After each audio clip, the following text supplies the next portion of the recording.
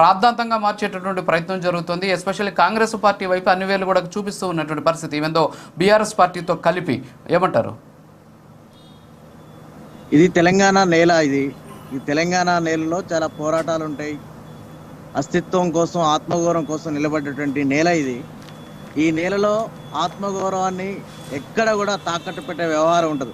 అవసరమైతే ప్రాణాలన్నా త్యాగం చేస్తారు తప్ప ఆత్మగౌరవాన్ని ఎవరో కాలు కింద పెట్టి ఎవరో ప్యాకేజీలు ఇస్తే రాజకీయాలు చేసేటువంటి దుశ్చరమైనటువంటి కారణాల వల్ల ఈ రాష్ట్రంలో ఉండవు. ఇది చాలా స్పష్టంగా తెలుసుకోవాల్సినటువంటి బాధ్యత అందరి మీద ఉన్నది.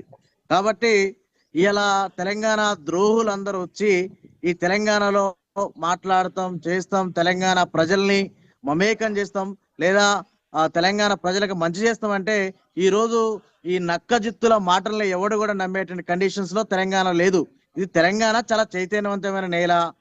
ఈ రోజు నువ్వు సినిమాలలో నాటకాలు వేసినట్టు వేసి డబ్బులు తెచ్చుకొని ఈ రోజు రాజకీయాల్లో కూడా సేమ్ అదే రకంగా ఈరోజు బీజేపీ వాళ్ళు డబ్బులు ఇస్తే ఈరోజు ఈ నాటకాలను వచ్చి తెలంగాణ రాష్ట్రంలో వేస్తా అంటే తెలంగాణ ప్రజలు గుర్తించుకోలేనటువంటి, గమనించలేనటువంటి కండిషన్స్ లో లేరని మీరు అనుకోవడం అనేది చాలా సిగ్గుమాల చర్యగా మేము అభిప్రాయపడతా ఉన్నాం. కాబట్టి చాలా స్పష్టంగా ఈరోజు అందుకే జగన్మోహన్ రెడ్డి ఈరోజు చాలా స్పష్టంగా చెప్తా ఉన్నాడు, అనేక సందర్భాల్లో మాట్లాడుతా ఉన్నాడు. ఈయన దత్తపుత్రుడు, ఈయన ప్యాకేజ్ స్టారు, ఈయన పేటిఎం స్టారు, ఈయన పావలా కళ్యాణ్ అని చెప్పేసి ఈరోజు ఆంధ్రప్రదేశ్ మొత్తం కూడా మాట్లాడుతూ ఉన్నారు. ఎందుకు మాట్లాడుతున్నారంటే ఈరోజు ఆయనకు ఒక సిద్ధాంతం ఉండదు, ఒక క్రమ పద్ధతి ఉండదు, పార్టీ నిర్మాణం ఉండదు. ఎక్కడ పడితే అక్కడ సినిమాలలో డైలాగులు మాట్లాడినట్టు సమాజంకి వచ్చి ఎక్కడ ఏం మాట్లాడాలి అనేటువంటి కనీసమైనటువంటి అవగాహన లేకుండా ఈరోజు మాట్లాడుతున్న కండిషన్స్ కనిపిస్తా ఉన్నాయి. కాబట్టి ఇది సమాజానికి మంచిది కాదు.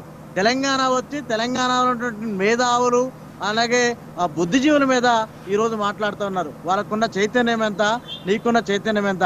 నువ్వు పూటకొక్క పార్టీతో పొత్తు పెట్టుకొని నీకు సిద్ధాంతం ఉండదు, ఏముండదు.